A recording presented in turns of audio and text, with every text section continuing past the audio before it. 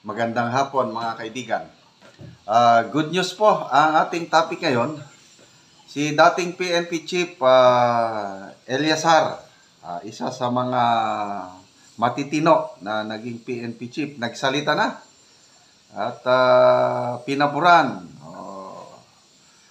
kinampihan ang war on drugs ng dating Pangulong Duterte, lalo na sa issue ng reward system. So, pakinggan natin itong pahayag ni General Eliazar tungkol sa bagay na ito.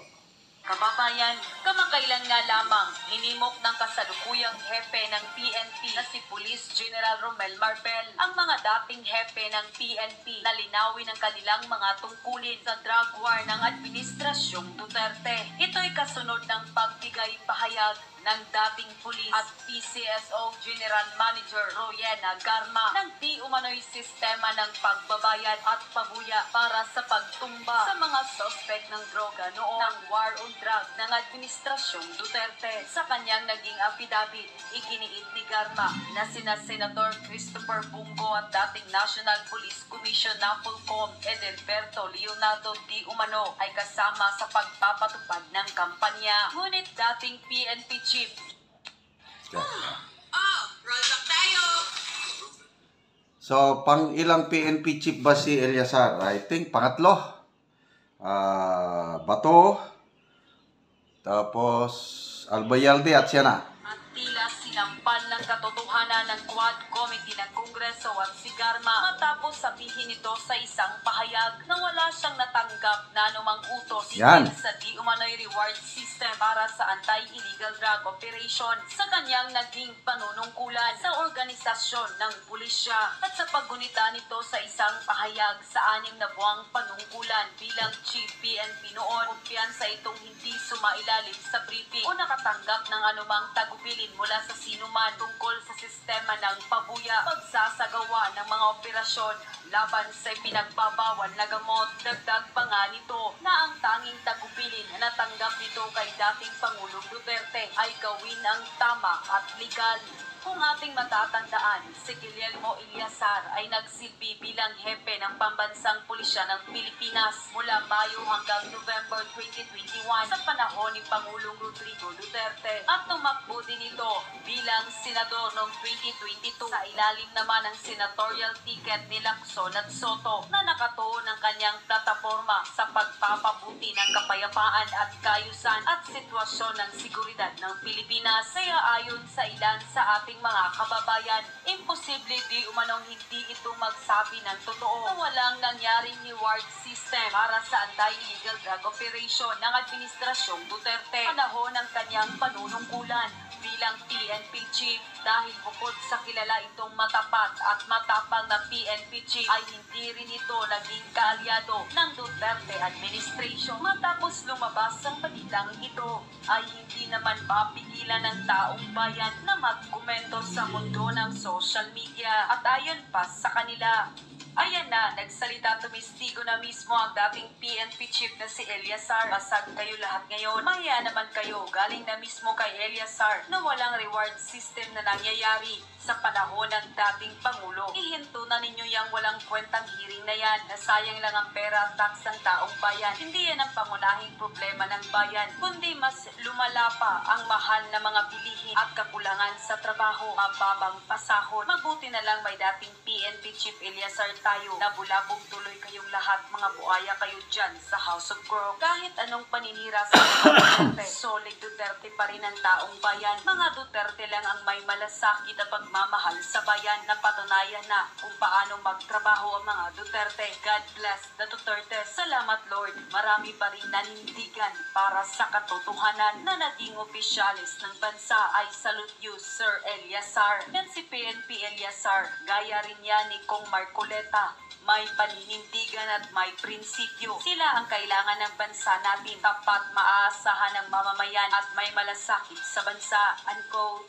Eto, ulitin ko hindi So, salamat General Eliazar sir. At nagsalita kayo. Maalala ko nung last election, nung May 2022, binoto ko yan, General Eliazar. Sayang, hindi lang lumusot. Isa sa matitino na pulis. Eliasar, sino pa yung Danao.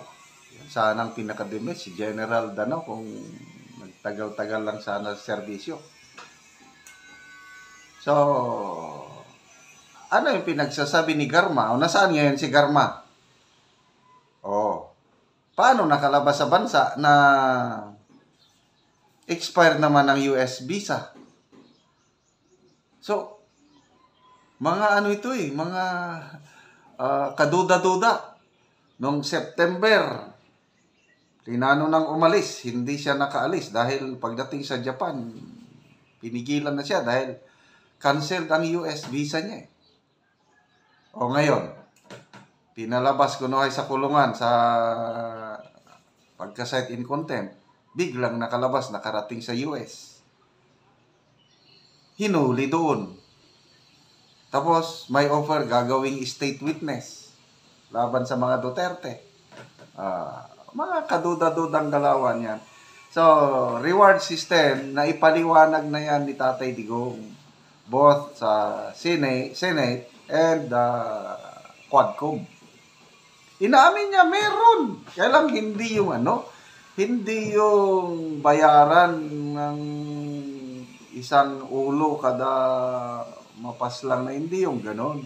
Yung reward system, pag naging successful ang isang anti-drug operation, yung pundo na hawak ng mga police units o commanders, may natira, yun, for the boys.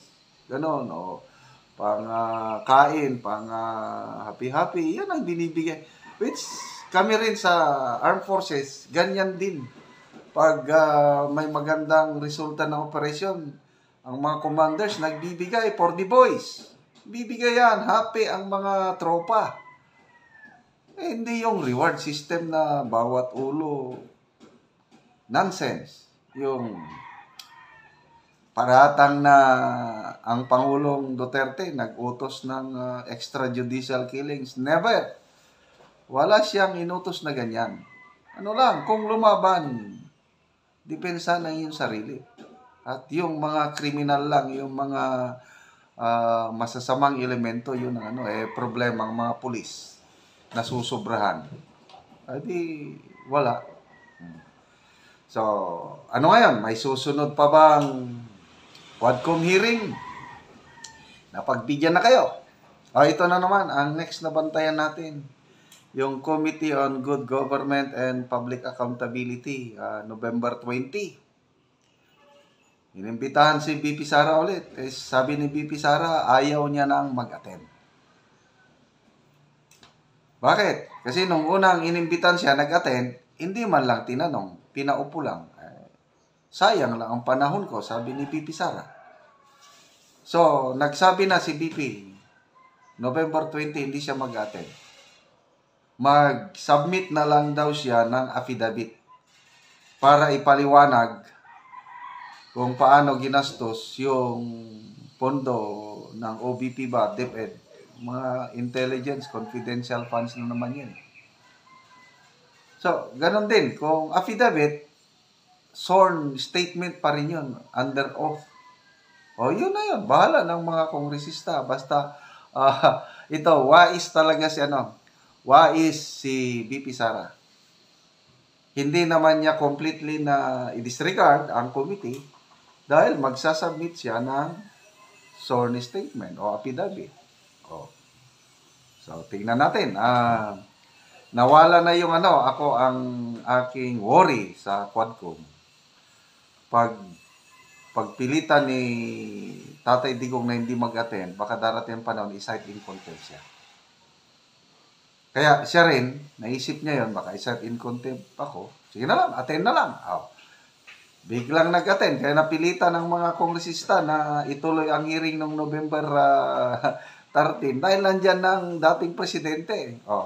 Yung mga script nila hindi masyadong nakapaganda. Although ang iba, may mga binabasang questions. Galing daw yun sa mga allegedly galing sa mga ICC. Kasi ang ICC, sino bang nagsulat nito? Si Mr. Rigoberto Tiglao. Ang mga ICC nandito na, nakatira sa mga hotel na pag may may-ari ng isang kongresista, yon, nag-prepare ng mga questions at binigay sa mga congressmen at itinanong. Parang nandun na rin ang ICC. So, tingnan natin kung ano ang mangyayari sa mga susunod na hearing ng Quadcom o mga kongresista. But as of now, naipaliwanag na ni Tatay Digong, walay reward system at salamat kay General Eliazar na nagpatotoo na wala ngang reward system nung kapanahunan niya as PNP chief.